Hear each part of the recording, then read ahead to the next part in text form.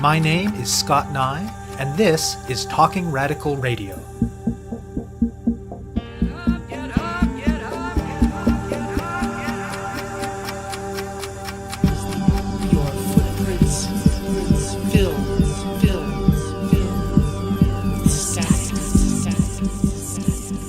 Hello and welcome to Talking Radical Radio, where we bring you grassroots voices from across Canada.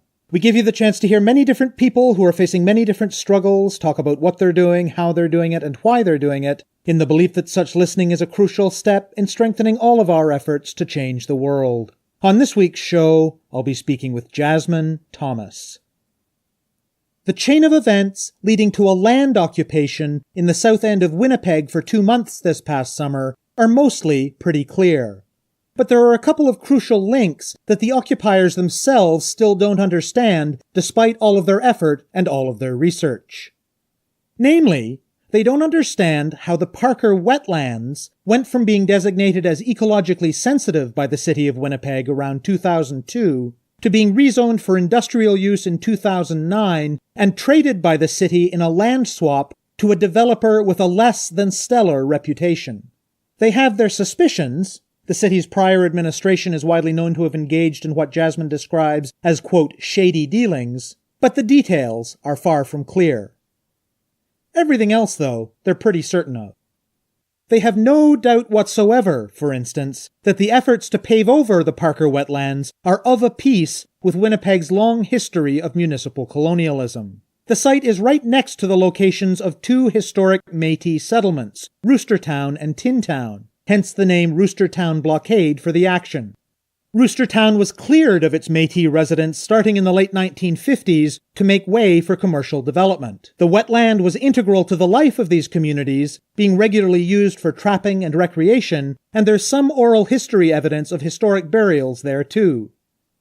The Parker Wetlands also contained one of the few remnants in the area of aspen forest and prairie still in much the same state as it would have been prior to colonization. Community groups and environmentalists have been fighting to maintain the site as a sort of eco-park since the 2009 land swap. In July of 2017, however, though the developer had obtained no permits to do so, clear-cutting began. A live video on Facebook showed machinery leveling the forest in real time, and both online and offline networks of nearby residents, environmentalists, and other activists in the city started to hum with outrage. Before long, people began to gather at the site. Jenna Vandal, a Métis and Anishinaabe woman, sent a call out for support, and soon enough, the people who had gathered decided that to prevent further damage to the site, they would set up a blockade and stay as long as they could manage. And what they managed was impressive. For 2 months, in the face of hostility from the developer and growing measures to get them off the land, a diverse group of Indigenous and non-Indigenous people maintained a consistent presence and preserved what remained of the ecosystem. The group organized themselves, they took care of the logistics, they made decisions horizontally and democratically as best they could, and they built support politically too. Though perhaps not as much as they would have liked, given that the time and energy required to maintain an occupation in a physically isolated part of the city meant they could not do as much outreach, public education, and relationship building as they wanted. Still, they got plentiful, if not particularly supportive local media coverage, and they found that any time they had a chance to engage with other Winnipeggers about the issue, they got support. The blockade ended in September. All along, the developer had been pursuing legal mechanisms to evict the occupiers, and they were saddened but not surprised that he eventually succeeded in obtaining an injunction from what is, as Jasmine points out, a colonial court. They elected to abide by the court's decision and left the site, and very quickly the development activities on the site resumed. The group anticipated that their activities from that point would follow 2 strands. Pursuing the kinds of political work in the community that the logistics of the occupation had made so practically difficult, and also seeking a judicial review of the land swap, which they suspect may have been conducted improperly. They have indeed been doing both of these things, but the developer threw a surprise their way. Even after they left the site, he named 49 of them in a lawsuit seeking more than $500,000 in damages. Now they have no choice but to engage in extensive fundraising for legal costs to fight the lawsuit, which could conceivably drag on for years.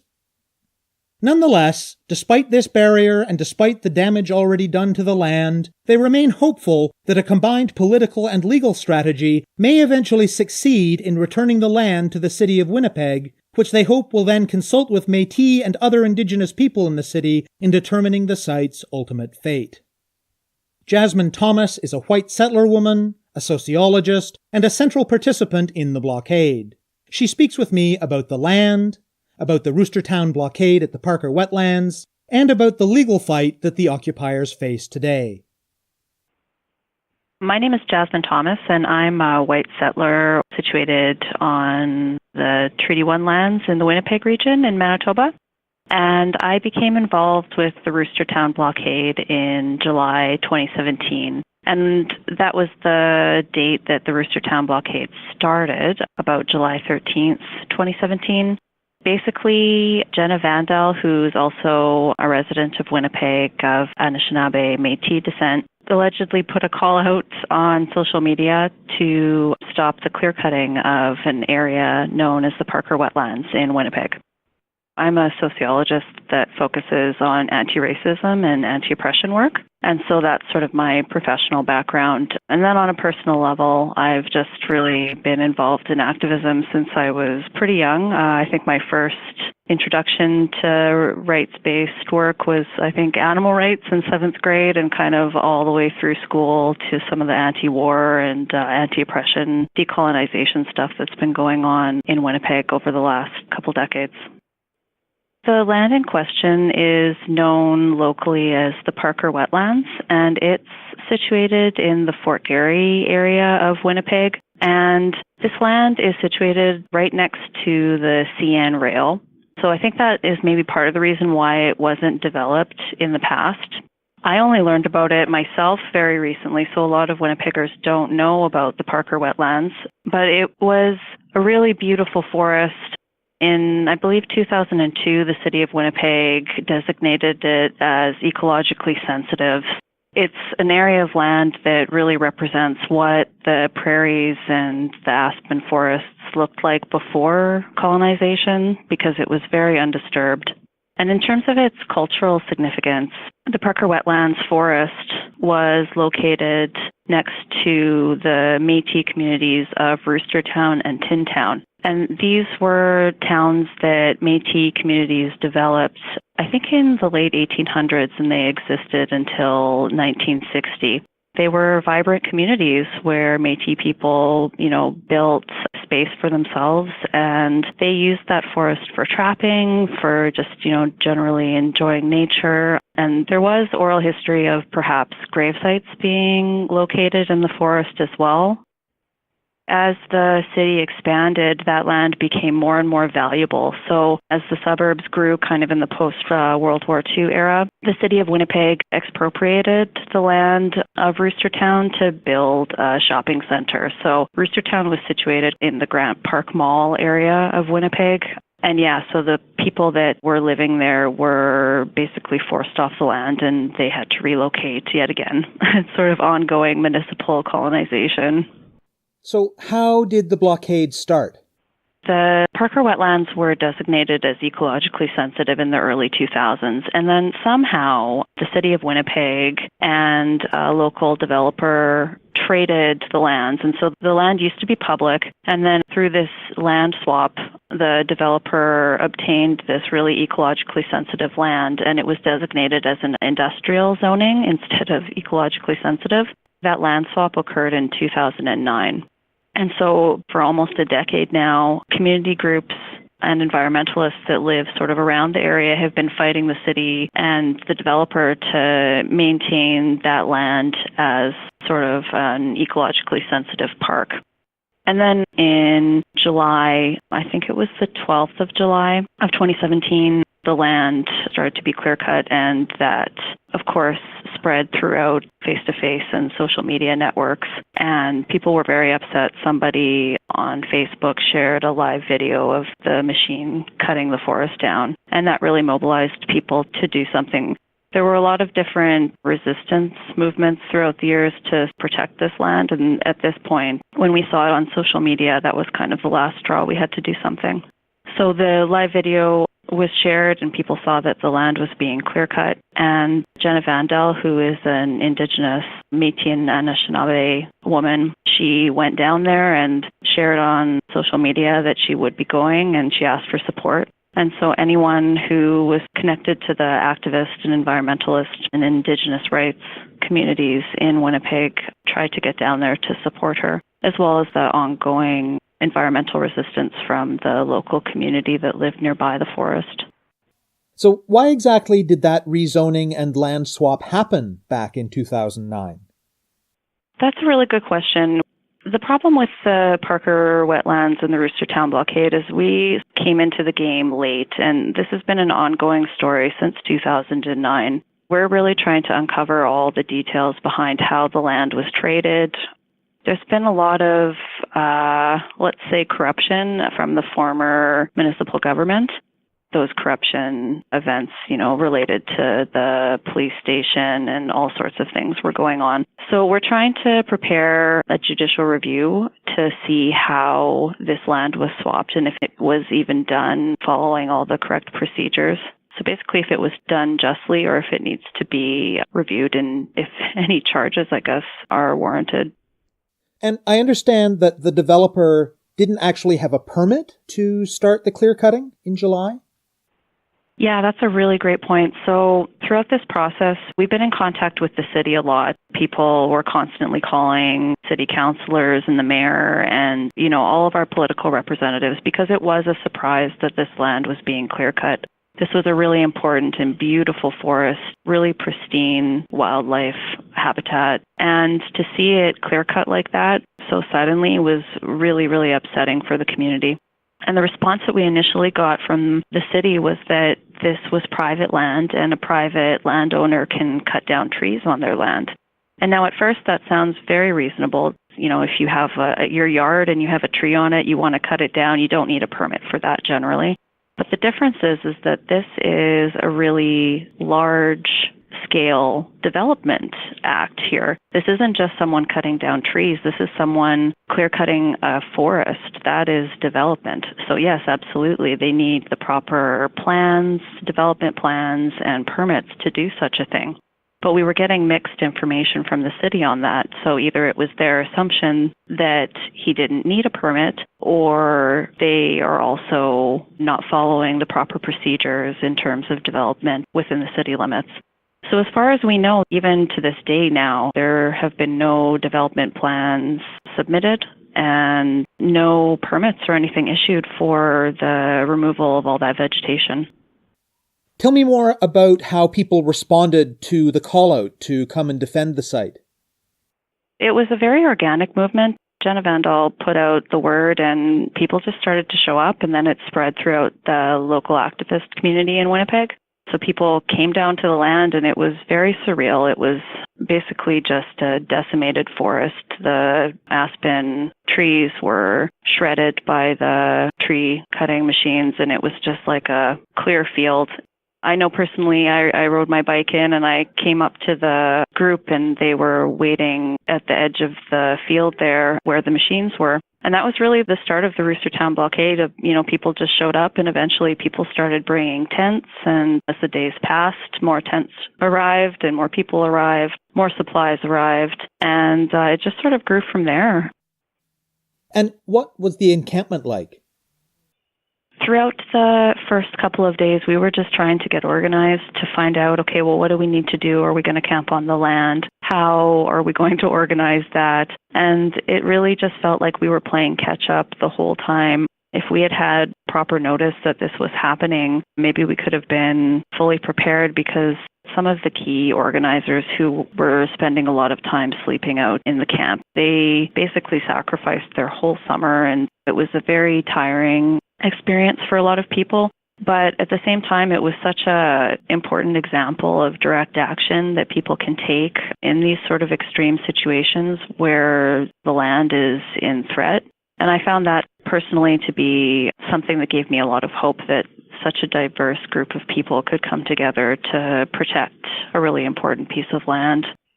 We were fairly organized in a lot of ways. We kind of had to be. So we held meetings, I would say maybe about once a week or more, like formal meetings where, minutes were taken and we had a more formalized meeting structure. And then a lot of informal meetings just when sort of key organizers gathered at the camp. And those meetings were really helpful because in the beginning especially, there were times where we were able to share in ceremony with Indigenous peoples and, settlers and Indigenous people could talk about how important this land was. And it was a really great moment for solidarity building. And those meetings were very important just because we really needed to formulate a plan about what we were trying to do and where we wanted to go and how we were going to get there. How did the developer and the authorities respond to the blockade? When we were camped out on the land, Winnipeg police did come out several times, and they were always pretty friendly with us. And they basically saw this as a civil matter, which makes sense. Police across the country often see these kinds of blockades as definitely a civil matter, and they wait for the courts to determine what their actions will be.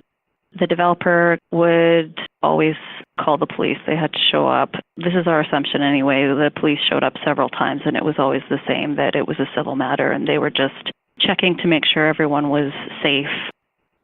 The developer usually had staff on the land. There was one foreperson in particular that was often there, and they would make sure to come by regularly and tell us that we needed to leave. And we always said, well, this is contested land. The ownership is contested. This is Indigenous land.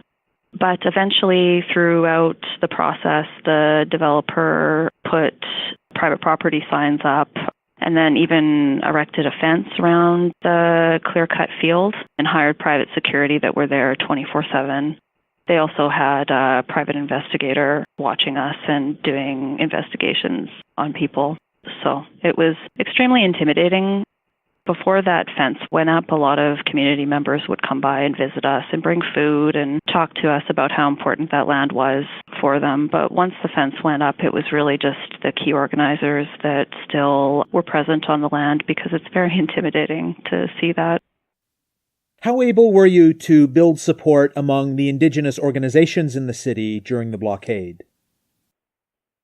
This was a really interesting case where a lot of different people from various backgrounds came together. There were Indigenous land defenders, there were a lot of settlers that were either students or retirees, a lot of women. And so that diversity was a very positive thing, but it was also challenging to manage at times because people definitely came to the blockade at various levels of understanding regarding the history of colonization in the region. And I thought that throughout the time that the blockade was active, people really learned a lot. In terms of solidarity building with Indigenous groups in the city, I think it will depend on two things. So the Indigenous land defenders who were present at the blockade obviously had good existing relationships amongst Indigenous groups in the city. And then for some of the settlers in the group, we always felt that we didn't have enough time or energy to build community, again, because we always felt like we were playing catch up. And so I think that more could have been done to build those connections between some of the organizations in the city that represent Indigenous issues. I think that's one area where the white settlers could have done better, myself included. And now we're hoping to do a little bit more of that. But I thought it was a really interesting case because the Parker Wetlands is sort of situated in the south part of the city. It's a really inaccessible area. It's hard to bus there. You really needed a car to get there. So I think that alone is a bit of a limitation. So just the geography of it was challenging. And what kinds of things did you hear from ordinary Winnipeggers, meaning folks who aren't necessarily involved politically themselves, about the blockade? I think overwhelmingly, most people are really positive about the Rooster Town Blockade. I think some people just didn't really know what it was about, and so they wanted more information. And then once you get talking with people and you start mentioning, well, this is linked to all of the sort of shady dealings of the previous municipal government, then people sort of nod and have a bit more of an understanding, because I think most Winnipeggers know that a lot of really questionable deals occurred within the last couple of decades. So I would say very wide-ranging support once people were aware of what was going on. How did the blockade end? There were a lot of sort of legal stepping stones that led to the end of the blockade. The developer filed to receive an injunction, which would mean that the blockade would have to be removed. And that initially started in July, and the justice that heard the case in July rescheduled for a new hearing. I believe it was supposed to happen in November to give us time to prepare our defense and find legal representation, things like that. And then throughout a series of appeals, the developer put forth another request for an injunction. And on September 14th, I believe, the judge agreed and determined that people who were participating in the blockade were trespassing. And so we needed to leave the land at that time.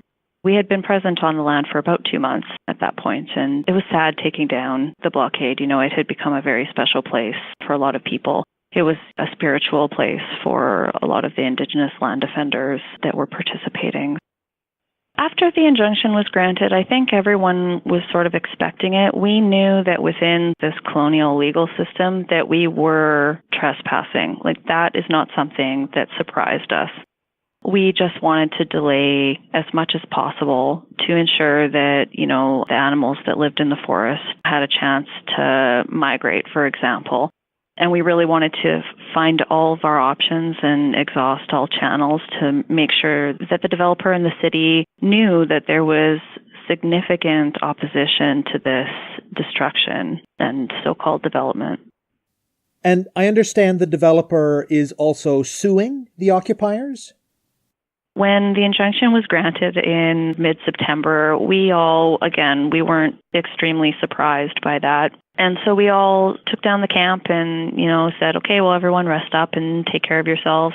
We anticipated that we would see each other again, but maybe not under the same circumstances. And then in early October, there was an amendment to the initial, what's called a statement of claim. And that amendment was including, I think, 49 additional defendants. And basically, 49 of us are being sued for alleged trespassing, but also a lot of other things that are really quite unreasonable. One of the things on there is that we were intimidating, and there's a lot of economic harms that are claimed that are quite unreasonable from our perspective. We did not get involved in this blockade to harm the developer. Most of us didn't really even know who he was until, you know, we did some research about the land in question. And so it wasn't like we were intentionally trying to harm anyone. The purpose of the blockade from the beginning was simply to save the land and protect the forest and the wildlife.